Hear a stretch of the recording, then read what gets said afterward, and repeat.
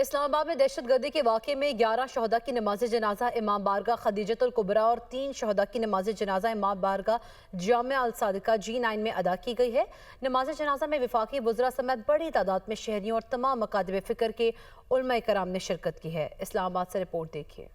ترلائی کلاں دھماکے کے 11 شہداء کی اجتماعی نماز جنازہ امام بارگاہ خدیجۃ الکبریٰ کے باہر ادا۔